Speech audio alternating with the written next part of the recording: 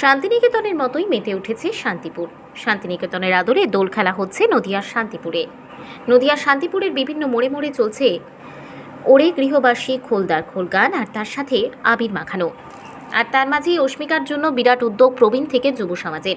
সকলেই জানেন রানাঘাটের অস্মিকা বর্তমানে দুরারোগ্য ব্যাধিতে আক্রান্ত। তার চিকিৎসার জন্য প্রয়োজন কয়েক কোটি টাকা, তবে এখনও সেই টাকা জোগাড় হয়নি। তাই দোলের দিন এক সম্প্রীতির বার্তা দিয়ে অস্মিকার পাশে দাঁড়ালো নদিয়ার শান্তিপুরের রাষ্ট্রীয় উদ্যান। ছোট্ট মেয়ের চিকিৎসার জন্য অস্মিকার মা বাবা সাহায্যের হাত বাড়িয়ে দেওয়ার আবেদন জানিয়েছে গোটা জেলাবাসীর কাছে। চিকিৎসার মেয়াদ প্রায় উত্তীর্ণ হওয়ার কাছাকাছি। গোটা জেলার মানুষ চাইছেন অস্মিকা সুস্থ হয়ে উঠুক।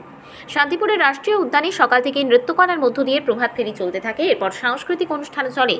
প্রায় 40,000 মানুষের সমাগমে তারা মেতে ওঠেন। একে অপরকে আবির দিয়ে রাঙিয়ে নেন তারা।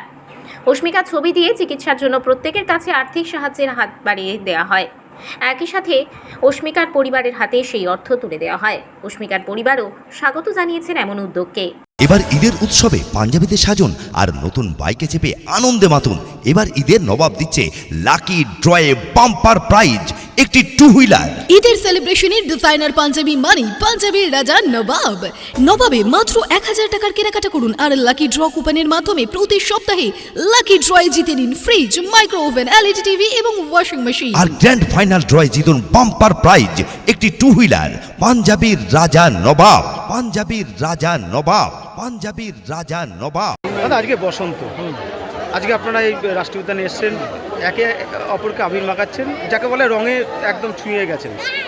সেখানে আজকে কিন্তু রোজা, অর্থাৎ আপনি সেই রোজা রেখেই কিন্তু আজকে উৎসবে সামিল হয়েছেন। কি বলবেন আজকের দিনকে কেন্দ্র করে? প্রতিটা বছর এই বসন্ত উৎসবে আমরা সবাই মিলে একে অপরের হাত সঙ্গে হাত দিয়ে এটাকে সুন্দর সফল করার চেষ্টা করি এবং আগামী দিনও থাকবো। রোজা বলে কিছু নয়, আমার কাছে হলো সব মানুষের যে মিলন ক্ষেত্র যে তৈরি করতে পারি আমরা, সেটাই আমার কাছে হয়তো রোজার সময়।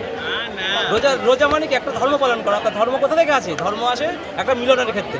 তাই আমরা সেই মিলনের উৎসবে আমি আজ সামিল হয়েছি। সম্প্রীতির মেলবন্ধনের কি বার্তা দেবেন আজকে?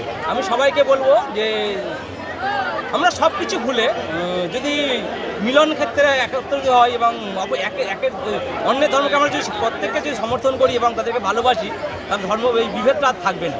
আমরা একে অপরের ধর্মকে সমানভাবে শ্রদ্ধা করবো এবং ভালোবাসবো, তাহলে হয়তো আমাদের সুন্দর ভারতবর্ষকে তৈরি করতে পারবো। আপনার নাম? আমার নাম রাহুল্লাহ কারিকর।